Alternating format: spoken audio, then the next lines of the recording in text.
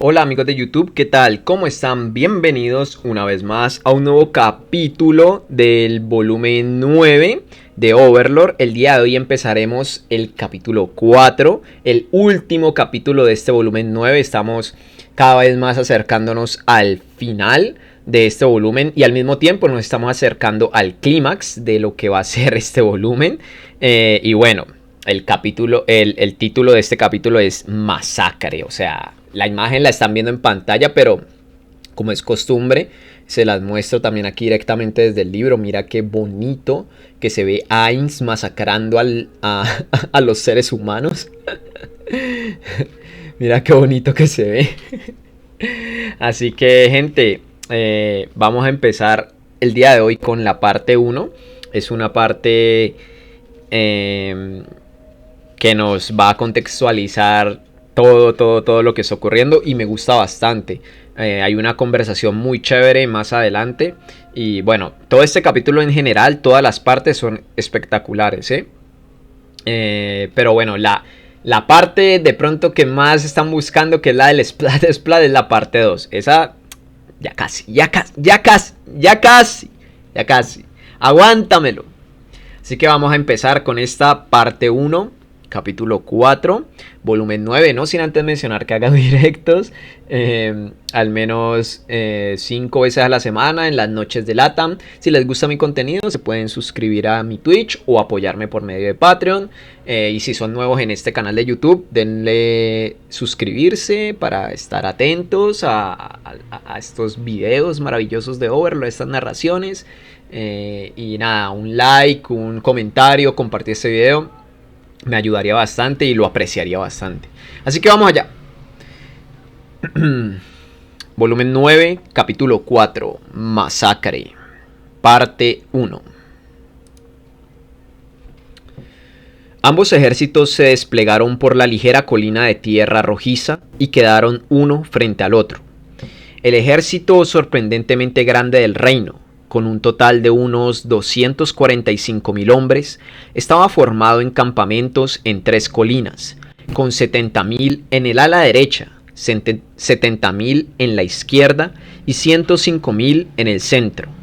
El término campamento no era porque estuvieran perfectamente organizados, sino que los puros números les daban esta apariencia. Los soldados de 5 filas desde el frente sostenían lanzas de más de 6 metros de largo, por lo que tenían que sujetarlas con ambas manos. Las líneas formadas por estas lanzas creaban los campamentos. Representaban una medida contra la caballería pesada, que era la fuerza principal del imperio. Tomaban la función de vallas para detener caballos. No utilizaban vallas porque el volumen de madera necesario para proteger a este enorme ejército sería ridículo. Era más eficiente hacer una pared de lanzas que aprovechara el tamaño del ejército. Sin embargo, la formación difícil de penetrar tenía muchos puntos débiles. Como estaban todos concentrados y cargaban con armas pesadas, apenas podían detener el avance del enemigo. Esto hacía que se les dificultara responder a los movimientos rápidos del oponente. Si el imperio arrojara flechas o hechizos, muchos morirían. Pero no le pedían más a estos simples campesinos. Solo tenían que detener el primer ataque del contrincante. Por otra parte, el ejército del imperio tenía un total de 60.000 hombres. Era un número abrumadoramente pequeño en comparación con el del reino. Sin embargo, los caballeros del ejército imperial no sentían que su derrota fuera posible. Mostraban audacia en sus rostros. La confianza se debía a que conocían la diferencia en las fuerzas individuales. Aún así, la disparidad en números era considerable. El resultado sería diferente si pudieran pelear para siempre sin cansarse, pero era imposible para los humanos. El cansancio cerraría la brecha eventualmente.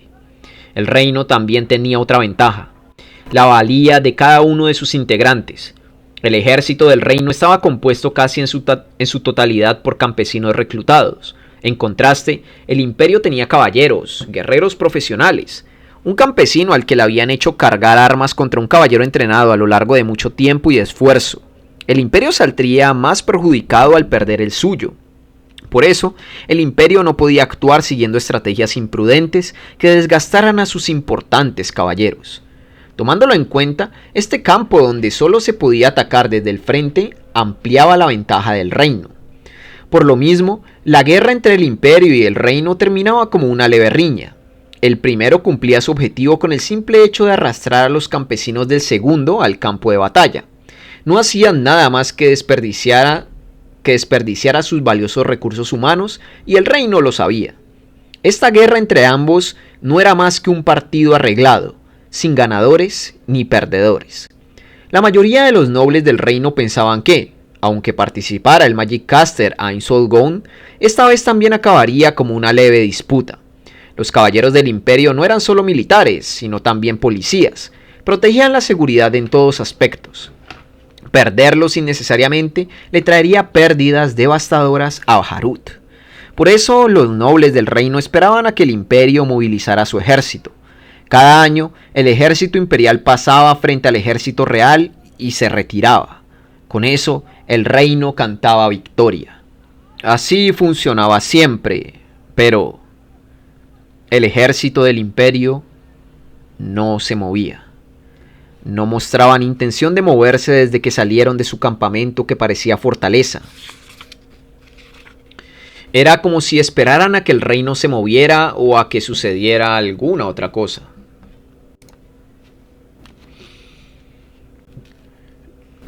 No se mueven. ¿Qué estará ocurriendo?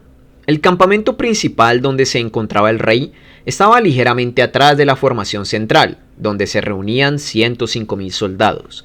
En ese campamento, el más seguro al estar arriba de una colina ligeramente alta, el marqués de Riven, quien se encontraba a un lado de Gazef, susurró observando a los caballeros inmóviles.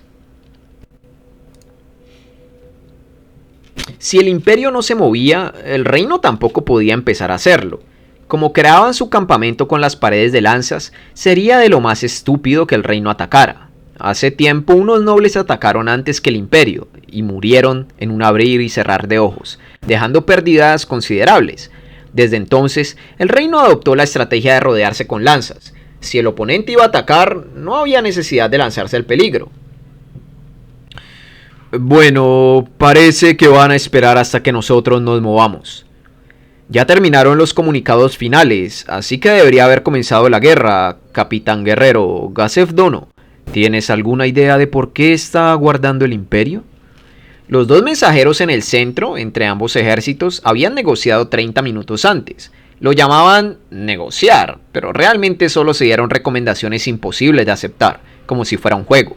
No era más que presunción, supuestamente jactándose de lo misericordioso que era cada lado al intentar detener la guerra incluso en el último momento. Por supuesto, no se llegó a un acuerdo y la guerra comenzó oficialmente.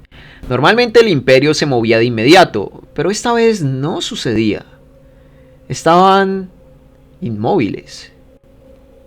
Ni idea. ¿Tú lo sabes? Para nada, no soy tan letrado en cuanto a asuntos militares como la guerra. Le dejo la organización de todo eso a mi subordinado. Sé más que bien lo sabio que eres, marqués, así que me huele a mentira. Mentira. Vaya que no eres del tipo de hombre que se va con rodeos, Gazef Dono. ¿Te pareció desconsiderado? Si así fue, perdón. No, para nada. Me parece una actitud mucho más agradable que la de aquel entonces. Sintiendo que esas palabras le picaban, Gazef frunció el ceño. Acéptalo como un halago. Es verdad que no tengo mucha experiencia en movilizar ejércitos. No miento. Simplemente de pura casualidad mi subordinado es el experto. Por eso se lo dejo a él. ¿Acaso es uno de los exaventureros que saltaron a la fama por el disturbio del demonio? Ah, no lo es. Ellos están allá. El marqués Riven apuntó a un grupo de 5 personas. Todos superaban la mediana edad y su mejor momento había quedado atrás. Pero como buenos exaventureros de Oricalco, tenían un aire que le hacía sentir a Gazef que no debía bajar la guardia. Me protegen como guardia personal. Con la protección de ellos, tú sí podrías regresar a salvo a la capital, mientras no te enfrentes a aquel gran Magic Caster. Entonces, ¿quién es el estratega? Es un plebeyo de mi territorio que no conoces. Lo descubrí al escuchar sobre su hazaña al repeler un grupo de goblins que los superaba en número y atacó su aldea. Desde entonces le he dejado varios trabajos como comandante. Sorprendentemente, es tan destacado que no ha perdido ni una sola vez. Tiene el alto título de asistente de comandante. No sabía que tenías un estratega tan digno de tus alabanzas. Me gustaría conocerlo. Si en verdad es tan capaz, sería bueno darle el mando de todo el ejército del reino. Si le dieran el mando de todo el ejército y lo movilizara con unión, les mostraría una batalla que haría que los países colindantes dijeran que la milicia de Restis es formidable. Gazef y el marqués se vieron el uno al otro, suspiraron y rieron con cansancio. Los nobles jamás se lo darían a un plebeyo, solo es una fantasía. Sería imposible con las facciones divididas. El ejército imperial había dado al líder de cada ejército el título de general, seguidos del comandante de división y el coronel de batallón. Estaba bien organizado y unido. Por otra parte, cada noble del reino traía sus propios soldados, por lo que, aunque se tenía al rey como comandante general, cada tropa se movía según los deseos e intenciones de su facción. Francamente, era un ejército desorganizado. Gazef, a pesar de su título como capitán guerrero, solamente tenía a su cargo al grupo de guerreros bajo el mando del rey, por lo que no podía darles órdenes a los nobles. Podría pasarlas como órdenes del rey, pero como muchos nobles menospreciaban a Gazef por ser de nacimiento plebeyo, hacerlo traería problemas en el futuro. El rey también lo comprendía, así que cuando enviaba edictos no permitía que fuera Gazef quien los entregara. Ambos soltaron un suspiro pesado ante su propia situación y la del reino. Entonces se vieron el uno al otro y rieron. Esta conversación deberían tenerla no en el campo de batalla, sino en otro lugar y situación. Si volvemos con vida, solo llegaremos a otro campo de batalla. Pensé que así era la vida para los nobles. Una vez que termine esto, le recomendaré al rey que le dé un título nobiliario Gazef Dono. Le diré que me molesta a niveles irracionales que la supuesta espada del reino no se involucre proactivamente en la sociedad aristócrata. Lo dijo en tono de broma, pero el brillo en sus ojos le demostraba que el marqués Riven de verdad estaba molesto. Le alegraba que alguien tan experimentado en esconder sus propios sentimientos le mostrara lo que verdaderamente sentía, pero no cuando no tenían una buena naturaleza. Gazef cambió de tema. Dejando eso de lado, ¿no podrías llamar a ese estratega para hablar con él? Bueno, debe ser difícil que venga hasta acá. Sí, le dejé mi campamento a cargo. Ni siquiera moverlo mientras no sepamos en qué momento. No quisiera moverlo mientras no sepamos en qué momento empezará a movilizarse el imperio. Aunque decía cooperar por el bien del reino, lo que más valoraba el marqués Riven era su propio territorio. Negarse era la decisión obvia.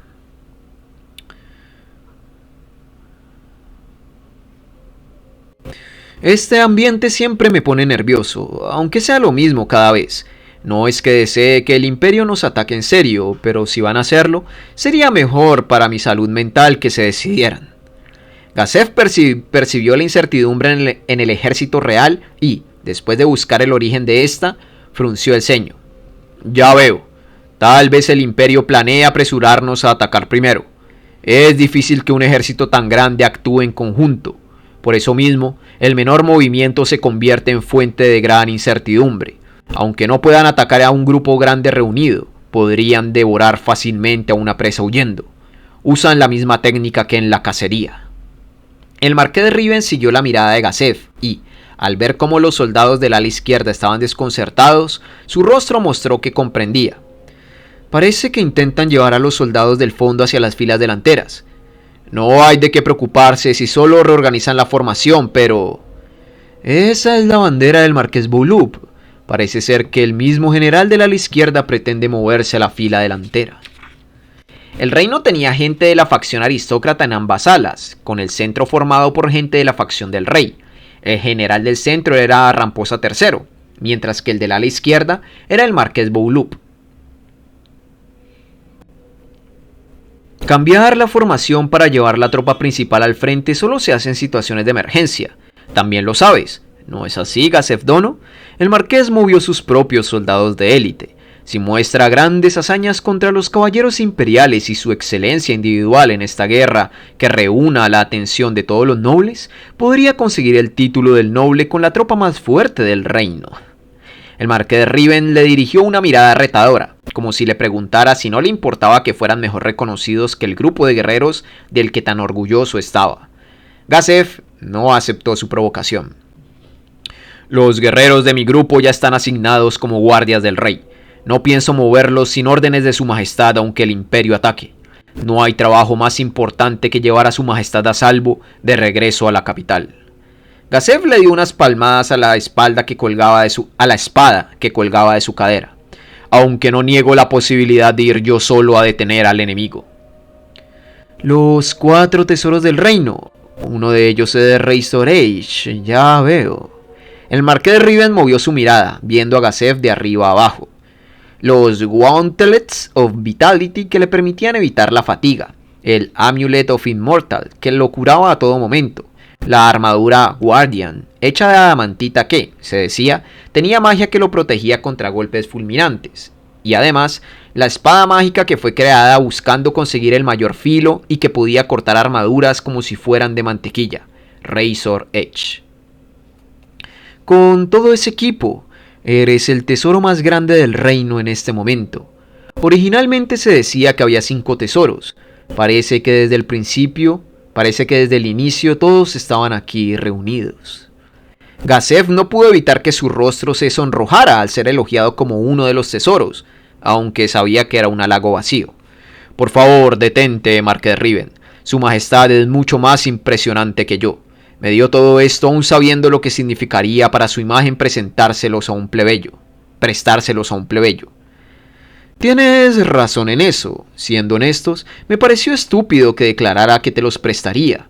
Simplemente alejará a más gente de la facción del rey. Sin embargo, al verte aquí conmigo en el campo de batalla, me doy cuenta de que fue una buena decisión. Ojalá pueda cumplir con tus expectativas. Gazef miró a los caballeros imperiales. Con excepción del triple Magic Caster Fluder Paradine, no había nadie que fuera un enemigo formidable para él en el imperio. Estaba seguro de poder derrotar hasta los 4 caballeros que, se decía, eran los más fuertes del imperio. Cubierto con esos tesoros, hasta sentía la pequeña esperanza de derrotar incluso a Fluder. Sin embargo, ni siquiera usando todos los tesoros, no creía posible vencer a Ainz Olgón. Simplemente no lo imaginaba. Por más optimista que fuera, solo podía imaginarse siendo destruido de un golpe por un hechizo misterioso e incomprensible.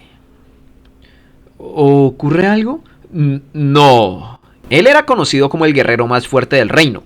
Mostrar debilidad bajaría la moral de los soldados. Bueno, pensaba en que sentía lástima por el príncipe bárbaro. ¿Lástima? ¿Acaso? Ya veo. Eso era... Gazef Dono. ¿Tú también? ¿A qué te refieres? Bueno, ¿también pensaste que el rey lo envió a Villacarne para que no lograra hazaña alguna? ¿No fue así? El marqués Riven sonrió amargamente. No, en absoluto. Su majestad en verdad confía en ti, Gazef Dono. Incapaz de comprender lo que decía, Gazef hizo una expresión de duda, a lo que el marqués Riven le explicó, sabiendo que no se lo diría a nadie. Eres en quien el rey más confía. Y tienes la guardia en alto contra Ainz Olgón. Naturalmente, el rey también está precavido. Por eso, en lugar de enviar a su propio hijo a un campo de batalla donde no se sabe qué ocurrirá, decidió enviarlo a un lugar seguro, a pesar de que con eso le impida lograr una gran proeza. Hace tiempo me habría molestado que enviara solamente a su hijo a un lugar seguro, siendo que está mandando a miles de hijos de otros al campo de batalla. Entonces sonrió como un padre. Pero ahora lo comprendo. Yo haría lo mismo por el bien de mi hijo. Marqués Riven, en verdad te convertiste en un padre. El marqués Riven sonrió. Lo hizo de una forma tan amable, alegre y orgullosa que, aunque era descortés, Gazef sintió que no era propia de él. Claro que soy un padre, uno de lo más normal. Le prometí a mi hijo jugar mucho con él cuando la guerra termine. Nos hemos desviado del tema, en fin, esa era su intención. El problema es que seguramente no le llegará ese sentimiento al príncipe bárbaro. Es algo triste que el hijo no entienda las verdaderas intenciones de su padre. Gazef no supo cómo responder. Era un lamento complicado de entender para alguien sin hijos como él. Cierto, ¿no podría otra tropa lanzar un ataque sorpresa contra Erantel? Podrían hacer lo imposible para conquistarla aunque les diera mala reputación. Cambio de tema cada vez que no sé qué contestar. Pensó Gazef, pero el marqués Riven pareció comprender y le siguió la conversación. Conquistar Erantel y sus murallas triples no es sencillo. Les sería difícil aunque movilizaran a sus 2 ejércitos restantes. Mi estratega también dijo que ese plan le parecía poco posible. ¿De verdad? ¿Y si montaran bestias voladoras o si tuvieran otro ejército formado en secreto? Imposible. No pueden conquistar la ciudad con pocos números. Uno no puede gobernar sin gente. Por cierto, Gazef Dono, existe una condición indispensable para que cualquiera sea capaz de dominar Erantel por completo. ¿La conoces? Gazef sacudió la cabeza. Esta es lograr una gran victoria contra el reino peleando de frente. Primero, si fuera una victoria estrecha, gobernar sería de lo más difícil. Los ciudadanos no aceptarían a los invasores y comenzarían movimientos de resistencia. Aunque el imperio conquistará Erantel con una tropa aparte, mientras los soldados estén ilesos, se moverán de inmediato para recuperarla. Por eso es que el imperio necesita una victoria abrumadora. Así, los ciudadanos temerán resistirse y el ejército no tendrá poder suficiente para movilizarse. En otras palabras, el imperio debía derrotarlos en esta batalla. Debía conseguir una victoria abrumadora que le hiciera dudar tanto a los países colindantes como al reino de recuperarla. Gazef sintió como si ya tuviera todas las piezas del rompecabezas. Sin embargo, aún no estaba armado. Su vago mal presentimiento lo atormentaba. ¿Qué ocurre, Gazef Dono? No. Si le presentaba todas las piezas del rompecabezas al marqués Riven, tal vez él podría armarlo con el poder de su mente destacada. Pero antes de que pudiera hacerlo, el marqués dirigió su rostro al campamento del imperio. Gazef Dono, parece que las fuerzas enemigas por fin comenzaron a moverse. El ejército imperial se dividió en 2, como si formara un camino. Gazef pensó que se preparaban para enfrentar las alas izquierda y derecha del reino, pero justo en ese momento se levantó una bandera desconocida en el centro. Gazef no conocía el extraño escudo en esa bandera. No pertenecía ni al reino ni al imperio. Un grupo avanzó portando esa bandera. Todas las miradas se reunieron sobre ese grupo. Entonces Gazef sintió escalofríos en el alma. Escuchó al marqués Riven a su lado hacer sonar la garganta mientras veía lo mismo. Al saber que este sentimiento no era exclusivo de él, un mal sabor se extendió por su boca y su corazón comenzó a latir con rapidez. Aparecieron unos 500 caballeros. Era una tropa insólita. Comparados con los otros 2 ejércitos, eran muy pocos. Sin embargo, estos eran extraños. A una tanta distancia sintió el aire macabro que desprendían.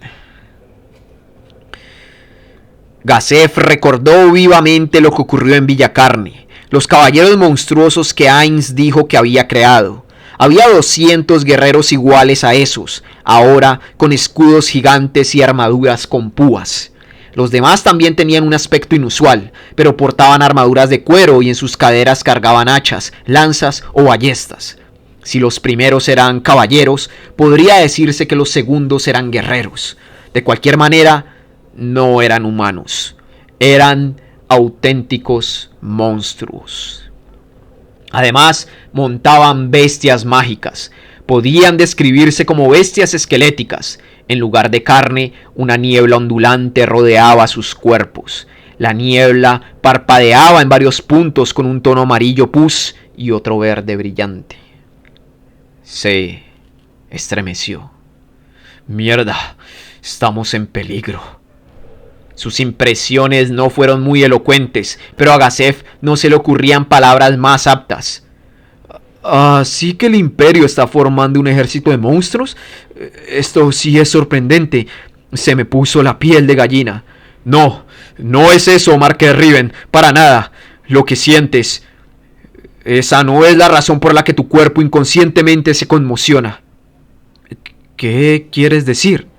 El Marqués Riven se mostró extrañado y Gazef declaró con simpleza. Es por el peligro ante la muerte. Son tus instintos de supervivencia. Alejando la mirada del sorprendido Marqués Riven, Gazef observó al ejército imperial. Los caballos se están encogiendo. Hasta esos caballos de guerra larga y perfectamente entrenados están paralizados del miedo. ¿Qué diablos es eso? ¿Una tropa secreta del Imperio? ¿Por qué no sabemos de ella? No sería posible. Un humano jamás podría controlar monstruos así. No conocía la identidad de los monstruos, pero Gazef estaba seguro de cuál era la respuesta gracias a su intuición de guerrero.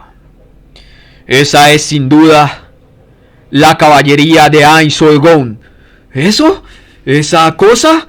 ¿Ese es el ejército del Magic Caster al que temes? Marqués Riven, reúna urgentemente a su grupo de exaventureros. Ellos tienen la sabiduría de haber peleado contra un gran número de monstruos y sobrevivido.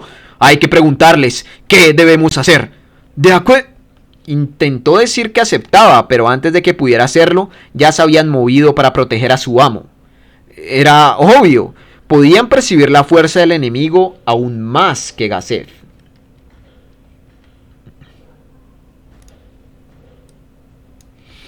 Marqués Riven, los exaventureros de Oricalco llegaron a caballo. ¿Los vio? ¿Los sintió? Al frente iba el líder, el paladín del dios del fuego, Borix Axelson. No podía esconder el miedo en su voz. El Marqués Riven quedó sin palabras. Gazef comprendió bien ese sentimiento. A un exaventurero de Oricalco le temblaba la voz del terror, aún estando en un lugar protegido por un gran ejército.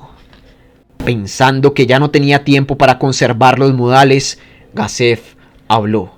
Díganme, ¿qué es eso? No hace falta saludar, solo díganme de inmediato lo que ustedes sepan.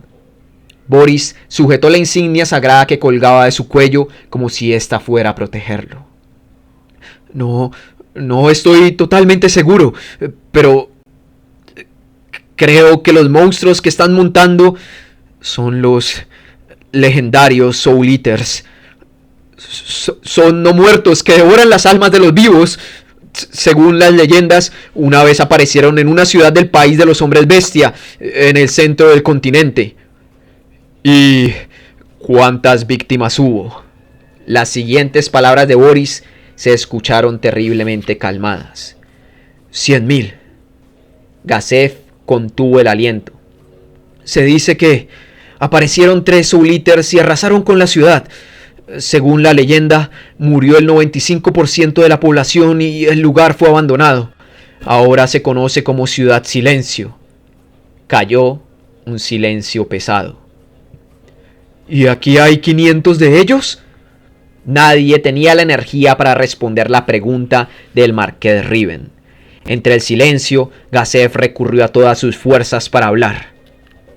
Dije lo mismo antes, pero en verdad dudo que el Imperio pueda controlar tales monstruos sin ayuda. Sería imposible hasta para el gran Magicaster Fluder Paradigm. Entonces, no necesitó decirlo para que el Marqués Riven entendiera la gravedad del asunto. ¿Así que este es el poder de Ain Solgon? En ese caso, ¿quiénes montan a esos monstruos? Eso... Los aventureros se miraron entre sí. No lo sabemos, pero no cambia el hecho de que estamos en peligro. No, lo lamento. Peligro es una palabra muy vaga. Se necesita una explicación más clara, pero no se me ocurre nada más. ¿Qué hacemos, Gazef Dono? Gazef contestó concisamente la pregunta desesperada del Marqués Riven. Retirarnos. Entendía claramente que el enemigo tenía un ejército sorprendente. Entonces, ¿qué más podrían hacer sino huir lo antes posible? Pídanle al rey la Gazef no pudo terminar de hablar. El Magicaster, enmascarado, se detuvo al frente del ejército enemigo. A su derecha estaba alguien de cuerpo pequeño con túnica y capucha. A su izquierda estaba uno de los 4 caballeros imperiales. Aún con tanta distancia entre ellos, Gazef jamás se equivocaría al ver a ese personaje. Goun Dono. ¿Él fue quien trajo a los Souliters? ¿Esa cosa? Marqués Riven, ¿a qué? El valiente guerrero experimentado tragó saliva y murmuró entre jadeos. ¿A qué diablos nos estamos enfrentando? Ainz agitó el brazo. En respuesta, de pronto apareció un enorme círculo mágico con forma de domo de unos 10 metros, con Ainz en su centro. Las 2 personas a sus lados también fueron envueltas por este, pero no parecían verse afectados. Tal vez no dañaba a los aliados. Esta escena fantasmagórica cautivó a todos, incluso a aquellos que habían comprendido que enfrentaban una situación de emergencia. El círculo mágico desprendió una luz blanquiazul, haciendo aparecer letras o símbolos semitransparentes. Estos cambiaron de forma vertiginosa, sin que una letra se repitiera ni una sola vez. El reino exclamó por la sorpresa. La expresión fue como la que uno haría frente a un espectáculo, libre de cualquier sentimiento de tensión. Sin embargo, aquellos con intuición aguda miraron a su alrededor, confundidos y temerosos. Yo regresaré con mi ejército. Ya no tenemos margen para ni siquiera intentarlo. Ainz Goun está en otro nivel. Fue un error pensar en cruzar espadas con él. Ahora hay que esforzarnos en buscar la manera de reducir los daños lo más posible y regresar a Erantel. Gazef Dono, ve a proteger a su majestad. Que dé la orden de retirada de inmediato. Ya no había rastro de la calma que el marqués Riven había mostrado hasta hacía un momento. Sí, no sé qué tanto podré lograr, pero defenderé a su majestad. No será una retirada en conjunto. Por supuesto, sálvese quien pueda. Quiero decir, es una huida de derrota. Marqués Riven, rezaré por tu seguridad y yo por la tuya, Gazef Dono.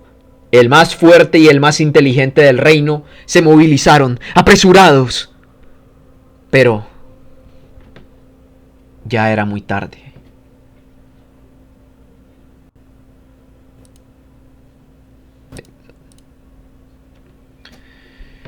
No hay nadie. Mientras terminaba de desplegar su círculo mágico, Ainz dedujo lo siguiente. No hay ningún jugador de Yggdrasil en cualquiera de los 2 ejércitos. La magia de nivel super del juego de Yggdrasil era poderosa. Por eso, lo normal era aplastar de inmediato al primero que intentara activarla a gran escala. Ataque de carga con magia de teletransportación, bombardeo en alfombra con magia, disparo preciso desde una gran distancia. Había un sinfín de métodos que se usaban para evitar la activación. Sin embargo, no llegó un solo ataque parecido contra Ainz.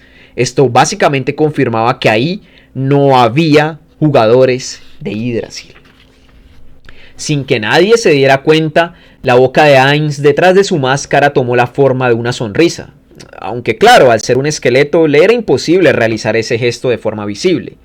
La sonrisa amarga, que incluía una ligera alegría, mostraba con elocuencia lo que Ainz pensaba. Ya no hay necesidad de convertirse en carnada. Se alegró de no haber encontrado jugadores de Yggdrasil. Tenía una buena razón. Ainz no era el más fuerte entre los jugadores de Yggdrasil. Siempre había alguien más arriba. No tendría probabilidades muy altas de ganar contra un jugador más poderoso que él. Cuando estaba en el juego, la fuerza de Ainz venía de sus conocimientos. Tenía un porcentaje alto de victorias en PvP, pero este se debía a que se dejaba vencer en la primera ronda y era inesperadamente astuto para aprovechar la información que había recolectado. En contraste, pensaba que su porcentaje de derrotas parecía alto. Ainz conocía bien este aspecto de sí mismo, así que agradecía no haberse encontrado a un fuerte enemigo desconocido en esa ocasión. Por otra parte, también sentía un poco de decepción. Parecía que esta vez tampoco encontraría a quien le había lavado el cerebro a Shaltir, el misterioso poseedor de un World Item. Aún había odio viscoso en el corazón de Ainz. Sus emociones intensas eran reprimidas, pero las olas de sentimientos débiles continuaban. Ainz abrió la mano, mostrando el pequeño reloj de arena que sostenía.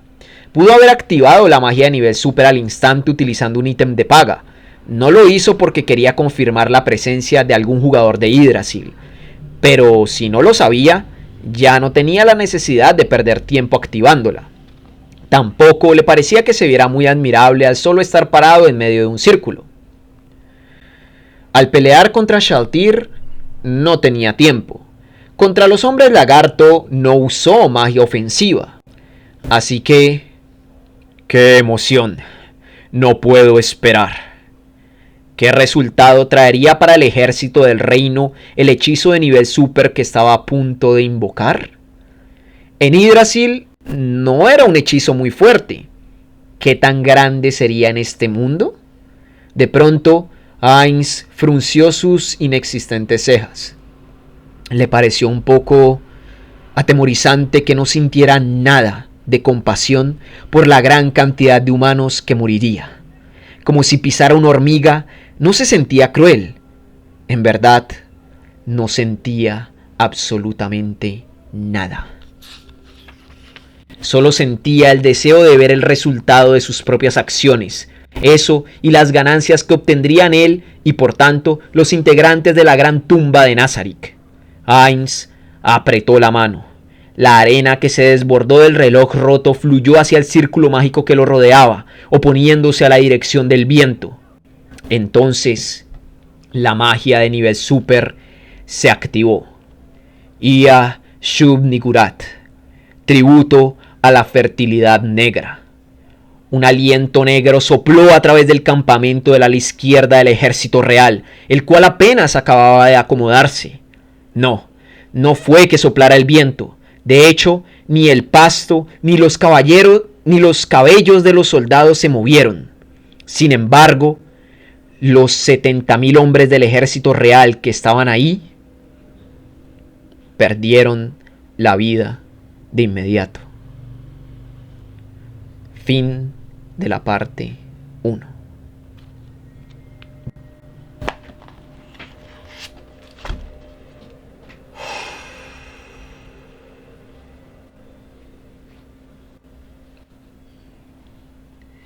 Epiquísimo. Epiquísimo. Epiquísimo. Epiquísimo.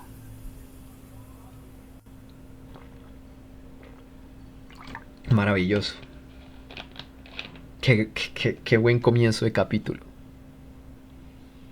Qué buen comienzo de capítulo, joder. Wow. Muy bueno. Muy bueno, muy bueno, muy bueno. Y bueno. Empieza, señores. Se viene. Se viene.